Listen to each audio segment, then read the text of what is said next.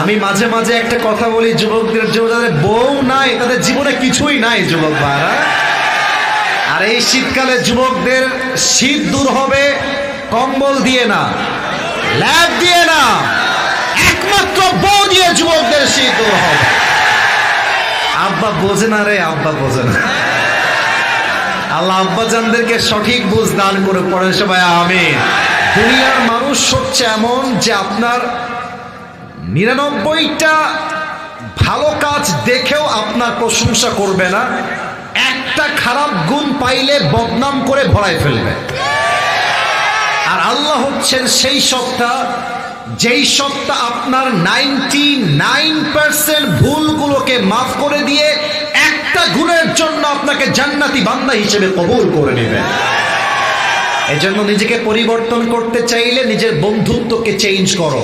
বেদিন তোমার বন্ধু হবে না, যে 5 ওয়াক্ত নামাজি দিনদার সে হবে তোমার প্রকৃত বন্ধু। যুবক ভাইরা ঠিক কিনা বলো?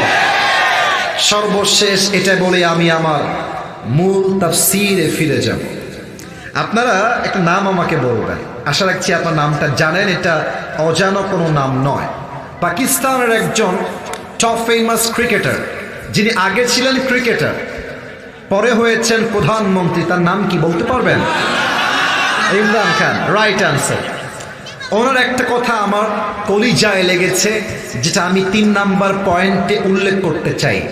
আগেই আমি বাংলায় বুঝাই দেই, তারপরে তার কথা আমি কোট করব। প্রিয় ভাইরা, অতীত শুধুমাত্র শিক্ষার জন্য, বসবাসের জন্য না। মনে করেন আজকে শুক্রবার, আজকে একটা ভুল হয়ে গেছে, এটা অতীত। কালকে শনিবার শুরু হবে, আজকের শুক্রবার বসবাসের জন্য নয়, শনিবারে আমার শিক্ষা এইটা, শুক্রবারে যে ভুল আমি করেছি এটা আমি শনিবারে আর করব না। এবার ইমরান খান কি বলেছেন এটা আমি কোট করছি। উনি বলেন, अगर जिंदगी को समझना चाहते हो तो पीछे देखो, और अगर जिंदगी को जीना चाहते हो तो आगे देखो। माजी हमेशा सीखने के लिए होता है, जीने के लिए नहीं होता है, और प्रेजेंट हमेशा जीने के लिए होता है, और जो गलती पीछे हो गया उससे सीख के दोबारा जिंदगी को शुरू करने का नाम होता है प्रेजेंट। ठीक कि ना बोले? যা হয়ে গেছে ভুলে যাও। আগামীকাল সকাল থেকে আমার নতুন জীবন শুরু হবে। কোন মেয়ে ছাকা দিয়ে ব্যাকে করেছে ওই সময় বা এখন শিক্ষা হবে, আগামীতে আমি আমার ক্যারিয়ারে এমন সফল হব, যেই মেয়ে আজকে আমাকে বিয়ের নামে ধোকা দিয়ে ছেড়ে চলে গেছে, ওর মতো কয়েক লাখ মেয়ে আমার পেছনে বিয়ের জন্য লাইন ধরে দাঁড়িয়ে যাবে। আল্লাহ আমাদের সবাইকে জীবন পরিবর্তন করার তৌফিক দান করে পড়ে সবাই আমিন। আসুন আমরা তাফসীরে ফিরে যাই। আজকে বিবাহিত এসেছেন কারা কারা হাত তোলেন? বিবাহিত,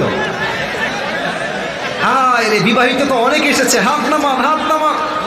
এবার যাদের বউ নাই, কষ্টে আছো শীতকালে, তারা হাত তোলো। ইন্না লিল্লাহ। আপনাদের কারো বউ নাই? আস্তাগফিরুল্লাহ, ইন্না লিল্লাহি ওয়া ইন্না ইলাইহি রাজিউন। আমি মাঝে মাঝে একটা কথা বলি যুবকদের, যাদের বউ নাই তাদের জীবনে কিছুই নাই যুবক ভাইরা। আর এই শীতকালে যুবকদের শীত দূর হবে কম্বল দিয়ে না, ল্যাব দিয়ে না, একমাত্র বউ দিয়ে যুবকদের শীত দূর হবে। আব্বা বোঝে না রে, আব্বা বোঝে না। আল্লাহ আব্বাজানদেরকে সঠিক বুঝ দান করে পড়েন সবাই আমিন। 3টা তাকবীর দিবেন। প্রথম তাকবীর দিবেন বিবাহিত ভাইরা, দ্বিতীয় তাকবীর দিবেন সিঙ্গেল ভাইরা। আমি দেখতে চাই কার গায়ের জোর কত ভালো। বিবাহিত ভাইরা একটা কাশি দেন, বিবাহিত ভাইরা কাশি দেন। সিঙ্গেলরা আজকে হেরে যাবে রে। দেখা যাক কারা জিতে। বিবাহিত ভাইরা তাকবীর দিবেন, সিঙ্গেলরা কিপ কোয়াইট, কিপ সাইলেন্ট, চুপ থাকেন। বিবাহিত ভাইরা তাকবীর দেন আমার সাথে, নারে তাকবীর। খুব সাউন্ড আছে মাশাআল্লাহ। এবার সিঙ্গেলদের পালা, সিঙ্গেলরা কাশি দাও। নারে তাকবীর। বিবাহিত ভাইরা আমাকে মাফ করে দিবেন। সিঙ্গেলরাই জিতে গেছে। এবার সবাই মিলে শেষ তাকবীর দিবেন, এমন জোরে তাকবীর দিবেন যে আমি স্টেজ ভেঙে নিচে পড়ে যাব। কোনো ভাগাভাগি নাই, সবাই মিলে কাশি দেন। নারে তাকবীর। আল কোরআনের আলো,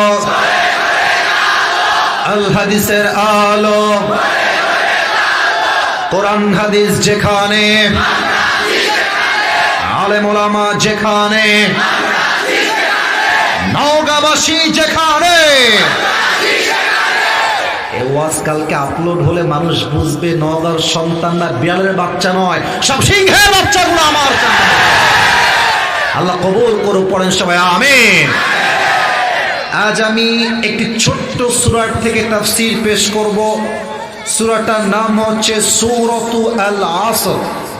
আমার নওগাঁর প্রিয় ভাইরা, সূরাটার নাম কি বলেন সবাই? সূরাতু আল আসর। এটা কোরআনুল কারীমের 103 নম্বর সূরা। সবার থেকে শুনতে চাই 100 কয় নম্বর সূরা? মাশাআল্লাহ। এই সূরা রুকু সংখ্যা হচ্ছে জাস্ট একটা। বলেন সবাই কয়টা? এই সূরা আয়াত সংখ্যা হচ্ছে মোট 3টা। বলেন সবাই কয়টা? এটা কোরআনুল কারীমের 30 নম্বর পারায় অবস্থিত এবং প্রত্যেকটা সূরার 2টা চ্যাপ্টার থাকে। একটা হচ্ছে মাদানী চ্যাপ্টার আর একটা হচ্ছে মাক্কি চ্যাপ্টার। তো সূরাতু আল আসর এটা মাদানী সূরা নয়, এটা হচ্ছে মাক্কি সূরা। সুবহানাল্লাহ পড়বেন না আপনারা সবাই? This was the basic knowledge of this surah. এটা হচ্ছে সূরাতু আল আসরের একটা প্রাথমিক জ্ঞান দিলাম। আসুন আমরা সময়কে ওয়েস্ট না করে সময়টাকে কাজে লাগাবা ট্রাই করি তাফসীরের মাধ্যমে। সূরাতু আল আসর যদিও বা ছোট্ট একটা সূরা, মাত্র 2 লাইনের সূরা। আপনারা হয়তো এটা প্রবাদ বাক্য জানেন সবাই, আমি জাস্ট প্রথমটা বলছি, দ্বিতীয়টা আপনারাই বলবেন। আমরা মাঝে মাঝে বলি ছোট মরিচের, এটাই চাচ্ছিলাম, ছোট মরিচের। অনেক মুরব্বী বলবে হুজুর মাত্র 2 লাইনের সূরা আপনি তাফসীর করবেন। আব্বাজান, এটা হচ্ছে এমন একটা সূরা, এই সূরার ব্যাখ্যা যদি কেউ পড়ে, এর তাফসীর কেউ যদি পড়ে, এর ইন্টারপ্রিটেশন বা এক্সপ্লেনেশন কেউ যদি স্টাডি করে, সেটা অনুভব করবে মনে হবে আল্লাহ তাআলা যেন একটা ছোট্ট একটা ঝিনুকের মধ্যে পুরো একটা আটলান্টিক মহাসাগর ঢুকিয়ে দিয়েছে। সুবহানাল্লাহ। এর ব্যাখ্যা এতটা হাই ভলিউম, এত বিশাল ব্যাখ্যা ছোট্ট একটা এই সূরা। আসুন আমরা সূরার তাফসীর শুরু করি। আল্লাহ তাআলা বলছেন ওয়াল আসর। আসর দ্বারা উদ্দেশ্য হচ্ছে 3টা। আমি খুব বেশি ডান বাম করলাম না, সোজা ব্যাখ্যায় আসলাম। আল আসর দ্বারা উদ্দেশ্য মোট কয়টা? 1। আল্লাহ বলছেন by the passage of time, সময়ের কসম, ইতিহাসের কসম। আচ্ছা, আমরা যখন কোনো বিষয় কসম কাটি, আল্লাহর কসম আমি তোমারে ছাড়বো না, আর সেও তারে ছাইড়া দেয় টাকলাকে বিয়ে করে। আজকালকার মানুষ কসম দিয়েও মিথ্যা বলতে সময় নেয় না, যুবক মারা, ঠিক কিনা বলে? এবার বলেন তো, আমরা যখন কসম কাটি কার নামে কাটি? ডানে আসলেই সব স্ট্রং। বলেন সবাই বামের ভাইয়েরা, কার নামে কসম কাটি আমরা? আল্লাহর নামে আমরা কসম করি, কিন্তু আল্লাহ এবার নিজেই কসম করছেন। তার মানে আমরা আল্লাহর নামে কসম করে এটা বুঝাই দেই যে আমি কিন্তু এই কথা মিথ্যা বলবো না, আমি কিন্তু সত্য বলছি। কসম কার? আমার রবের কসম। তাহলে আল্লাহ যখন কোনো জিনিস দিয়ে কসম করবেন, জিনিসটা কি কম দামি হবে না বেশি দামি হবে? বেশি দামি হবে। আল্লাহ বলছে সময়ের কসম। এই পৃথিবীতে সবচাইতে গুরুত্বপূর্ণ হচ্ছে সময়, আর মানুষের কাছে সবচাইতে অবহেলিত বিষয়ের নামও হচ্ছে সময়।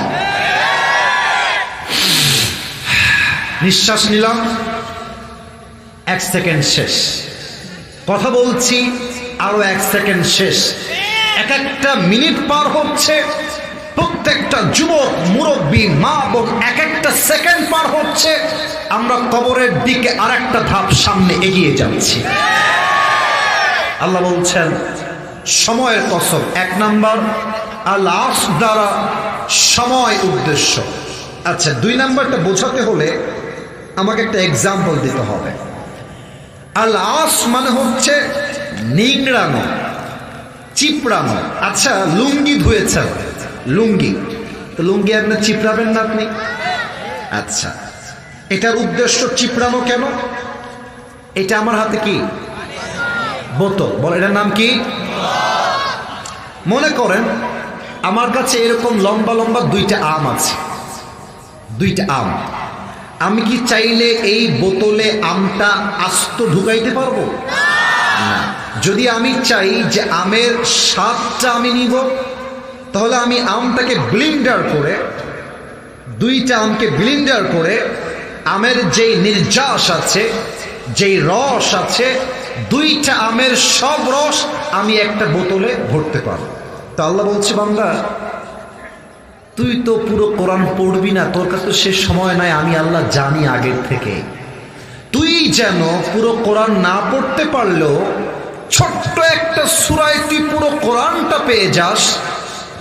একটা সূরা পড়লে যেন পুরো কোরআনটাই পড়া হয়ে যায়। তাই পুরো কোরআনের সমস্ত নির্যাসকে আমি আল্লাহ তাআলা সূরা আল আসরের মধ্যে প্রবেশ করাই দিয়েছি। এটা হচ্ছে সেই কোরআন, এটা হচ্ছে সেই সূরাত আল আসর। 3 নাম্বার উদ্দেশ্য হচ্ছে আল আসর দ্বারা আসরের নামাজের সময়। আপনি খেয়াল করেন, ফজর থেকে জোহর লম্বা সময়, জোহর থেকে আসর আরেকটু কম লম্বা সময়, কিন্তু আসর থেকে মাগরিব খুবই কম সময়। আল্লাহ বলছে, এই বান্দা আসরের নামাজের সময়ের কসম, সময় খুবই অল্প, আয় আয় আয় শুনে যা, আমি কি বলি শুনে যা, সন্ধ্যা হয়ে যাবে, আয়। আসরের কসম। এই হচ্ছে 3টা তাফসীর আমি পেয়েছি। আল্লাহ কি বলছে দেখেন, আল্লাহ বলছেন ইন্নাল ইনসানা লাফি খুসর। এখানে আসছে আল ইনসান, এটা হচ্ছে আলিফ লাম ইস্তিগরাকি। মুসলমান, হিন্দু, বৌদ্ধ, খ্রিস্টান, আল্লাহ বলছেন পুরো পৃথিবীর মানুষ আজকে ক্ষতিগ্রস্তের শামিল। আমি বোঝাবার জন্য জাস্ট একটা এক্সাম্পল দিব। আজকালকার নারীরা অধপতনের এতটা চূড়ান্ত পর্যায়ে গেছে, আজকালকার মেয়েরা বোরকা পরে পর্দার জন্য নয়, হারাম প্রেম করবে, বাপ মার থেকে লুকায় করবে, বোরকাকে তারা হাতিয়ার হিসেবে ইউজ করে। যুবক, ইন্নাল ইনসানা লাফি খুসর, সব মানুষ হচ্ছে ক্ষতিগ্রস্ত। তো মেয়েরা কেন ক্ষতিগ্রস্ত? নাম্বার 1, মেয়েরা পর্দা করে আল্লাহর জন্য নয়, নিজেকে প্রেম করে বাপের থেকে মায়ের থেকে আড়াল করবার জন্য। ঠিক না বলে? 2 নাম্বার আরেকটা এক্সাম্পল আমি আমার প্রিয় বোনদের জন্য বলতে চাই। মেয়েরা ক্ষতিগ্রস্ত কেন? মেয়েদের ডিমান্ড অনেক বেশি। অনেক বিবাহিতরা আমাকে মেসেজ দেয়, হুজুর আমার বউয়ের যে ডিমান্ড, আমি ওকে ডিভোর্স দিব, ওকে আমি রাখবো না। এক ছেলে আমাকে সেদিন, হাসবেন না, এটা হাসি কথা না, যুবকরা যদি বিয়ে না করো বুঝবা না, বিয়ে করলে বুঝবা কত ধানে কত চাল। এক যুবক বলছে, আমার বউ সেদিন আমাকে বলছে যে জান তুমি জানো আমার বান্ধবীর জামাই তাকে আইফোন 16 প্রো ম্যাক্স কিনে দিয়েছে, তুমি কি জানো? প্রিয় ভাইরা, এটার দ্বারা উদ্দেশ্য গল্প নয়, বউ বুঝাচ্ছে অমুকের জামাই তাকে দিয়েছে, তুমি আমাকে কবে দিবা? ইভেন মেয়েদের এত চাহিদার জন্য হাজার হাজার যুবক হারামের চাকরি করতে বাধ্য হয়। যুবক ভাই, তবে বিবাহিত মেয়েদের চাহিদাই বেশি তা না, বলতে লজ্জা পাচ্ছি যুবক ভাইরা, টু বি অনেস্ট, সব মেয়েকে আমি কখনো এক পাল্লায় মাপি না। তবে কিছু মেয়েদের চাহিদা এত বেশি, এরা আইফোন 16 প্রো ম্যাক্স পর্যন্ত কক্সবাজার পর্যন্ত চলে যায়। আল্লাহ এদেরকে হেদায়াত দান করুক, পরের সময় আমিন। আল্লাহ বলছেন ইন্নাল ইনসানা লাফি খুসর, পৃথিবীর সমস্ত মানুষ ক্ষতিগ্রস্তের শামিল। এর মাঝে মেয়েরাও বলো, যুবক ভাই আছে না নাই? আচ্ছা, মুরব্বীরা ক্ষতিগ্রস্তের শামিল কেন? মুরব্বীরা, আমি আপনাদের পায়ে হাত রেখে কথা বলছি, পায়ে হাত। আমি আপনাদের কারো শত্রু নই। প্রত্যেকটা মুরব্বী হচ্ছে আমাদের কলিজার টুকরা, নয়নের মণি। যুবক ভাইরা ঠিক কিনা বলেন? আমি এই যে এখনই মাহফিল থেকে আসছিলাম, যখন রাস্তায় আমি দেখছি মুরব্বী আব্বা জানরা চায়ের দোকানে বসে বাম পায়ের উপরে ডান পা তুলে দিয়ে, আচ্ছা বলেন, হাসবেন না, আমি কি মিথ্যা বললাম না সত্যি বললাম? প্রমাণ চান? আমি বলি, আমি যদি এখন ওয়াজ বাদ দিয়ে এখান থেকে নেমে যাই স্টেজের বাহিরে, যদি আমি হেঁটে বেড়াই মাঝখান দিয়ে, আমি কয়েকজনের পকেটে হাত দিব, আমি গ্যারান্টি দিয়ে বলবো কারো পকেট থেকে না, কারো পকেট থেকে অবশ্যই একটা বিড়ির প্যাকেট বের হবে।